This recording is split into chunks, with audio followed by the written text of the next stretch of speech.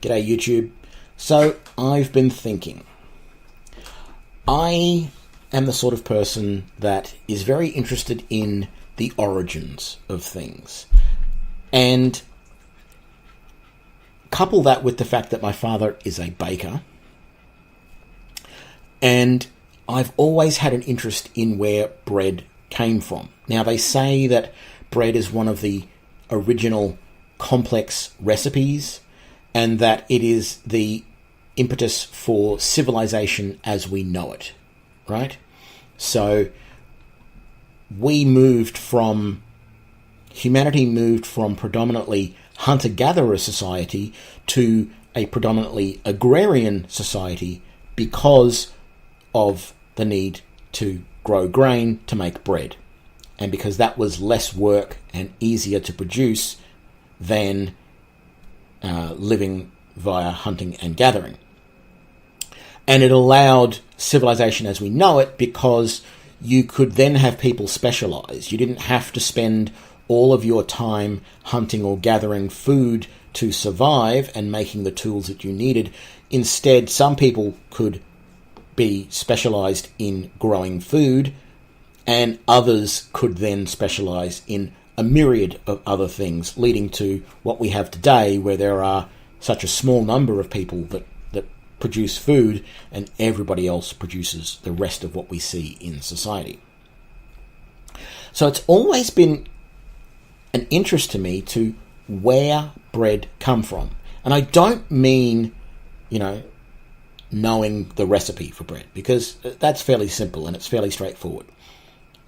Break it down, it's flour and water mixed together, cook it, and you've got bread in its simplest form. What I'm talking about is, what was the thought process? What was the idea? How did someone come up with the concept of making bread? Because it's not a simple thing. We learned to cook food because we probably came across food that had been, animals that had been burnt in a bushfire, and, found that it tasted good, and it turns out it's better for you. So anyone who ate a lot of that food got more nutrition from it. But when you talk about making bread for the first time, bread, yes, is flour and water, but you've got to remember flour is a process. Making flour is a process in itself. So at its simplest, flour is crushed grain, but actually grain is a type of grass. That's another name for it. So all wheats and other grains that we talk about, they're all grasses. So why would someone get some grass seeds, crush them up into a powder, mix them with water, and then cook them? That was the thing that I've always wondered about. Now, I haven't done any research in this. I can't say whether I'm the only person that's ever come up with this idea. I doubt that I am. But I thought about how it could happen. And the simplest way is that, in a hunter-gatherer society, you hunt for food and you gather up local resources in the area. And that would include grass seeds at the right time of the year, right? I'm sure that they gathered up grass seeds, any grain that was around, and it probably supplemented their diet. There's no doubt about that. But what would be the impetus for someone to take that and crush that up?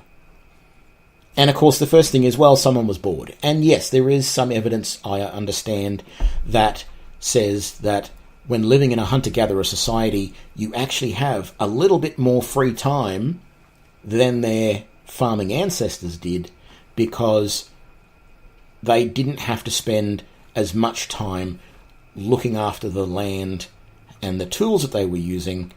So they had a little bit more free time, not a huge amount, but a little bit of free time. And so you could say, okay, if you were bored, you might have just been playing around and ground some seeds, either by smashing them with sticks or grinding them between two stones or whatever. And you found this powder. And if you were bored and you left that there and it rained overnight, you came back the next morning and it was a gloopy, doughy sort of mess, you might have even tried to eat that and realised that it wasn't all that great. And then later, for whatever reason, you decided to cook it. But that, as an idea as to why that happened, that really didn't sit all that well with me. It didn't make a huge amount of sense. Now, I come from Australia. We have a large Indigenous community here, and at least when I was a kid, we actually had a fair bit of study at school where we were taught about the Aboriginal cultures and their way of life before the white settlers arrived. So I don't by any means say that I'm an expert, but I do watch a lot of history documentaries as well, and so I know a little bit about, the hunter-gatherer lifestyle and what people used to do. And it's my understanding that the hunter-gatherers, the hunters, rather than having, if you've got, say, a tribe of 20 people, right, and if you've got maybe 5 or 6 hunters and the rest are women and children, and I'm not saying that women wouldn't have hunted, right, but you've got 5 or 6 hunters and then you've got the rest of the group. So those hunters could go out every day and catch, a small number of small game. So you might say, let's say you catch 10 things the size of a rabbit, right? Whether that's birds, small mammals, fish, what have you. If you can do that all day, every day, you can probably, and along with the food that the rest of the tribe gathers, nuts and berries and fruits and all that sort of stuff, you put all that together and you can probably live forever like that. And there are probably places in the world where hunters were able to do that. But what we found is that our hunting ancestors that were the ones that were able to move on and do better than that were the ones that would go and hunt big ticket items. Because remember, if you're looking for small game, eventually you're probably going to out-hunt the area. You're going to hunt out all of the small game in an area fairly quickly. And your only option then is to move on or to pick bigger ticket items. So mostly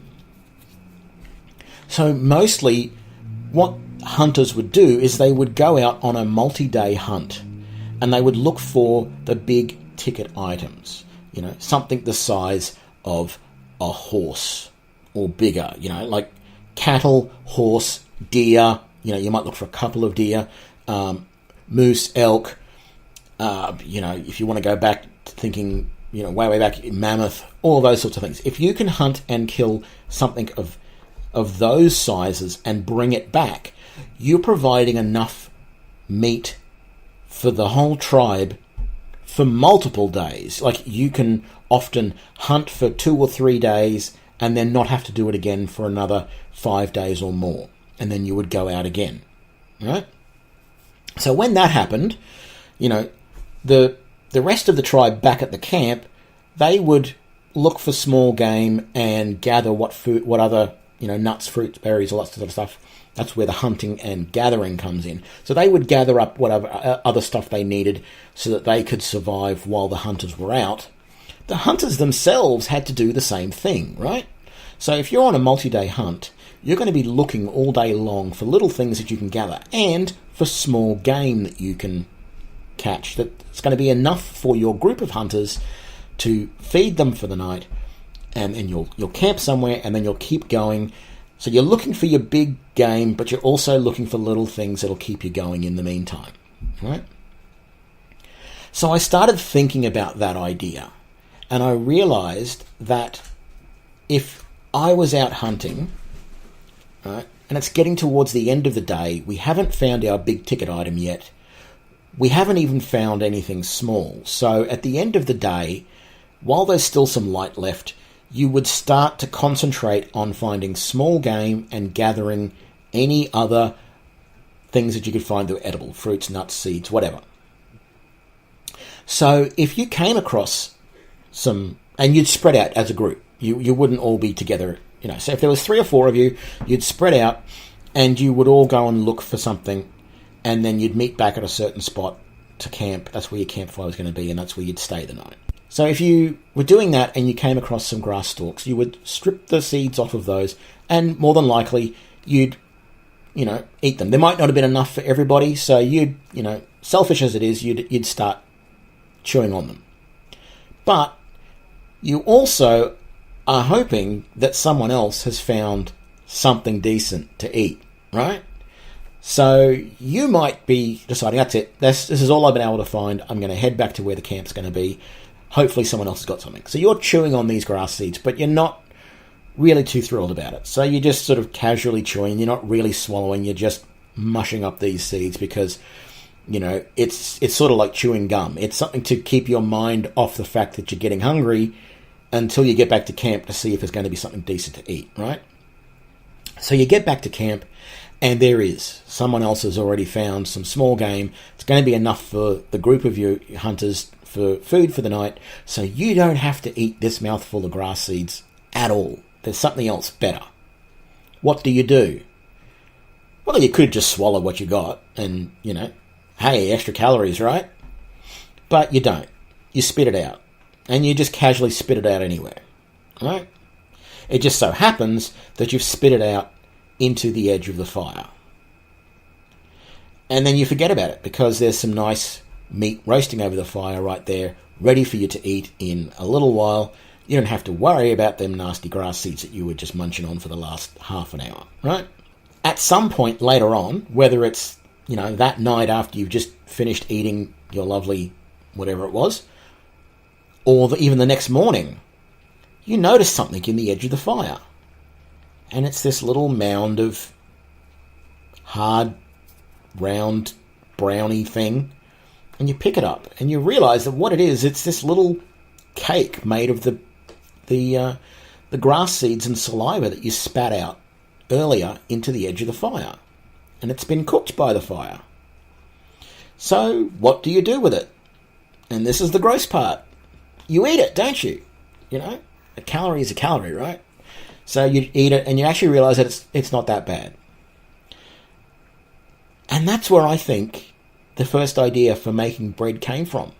And it's actually entirely possible that for a certain amount of time, and it may have even been for tens or even, a couple of 100 years, the very first ways of making bread, before we sat down and farmed them, it's possible that our Neolithic ancestors would do this for a while.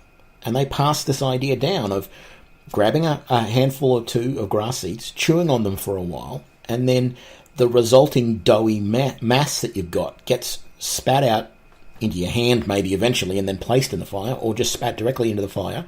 And once it's cooked, you've got something that's much more palatable. It's easy to carry around, and you can eat it. It's like a biscuity type thing. So that's where I feel bread came from, and that's why, I always love telling this story to people that I know, because I think it gives you a different perspective. It also grosses people out a little bit, but it gives you a different perspective on where bread might have come from, the idea of it. How does that lead into beer? Well, that's the thing, right? Beer is made of the same stuff as bread in a lot of ways. The process of making it's a little bit different, but the ingredients is much the same. Most beer is actually made from crushed up grains, not crushed up as much as you do when you make flour, but you just crush the grains a little bit, put them in water, and then let them ferment.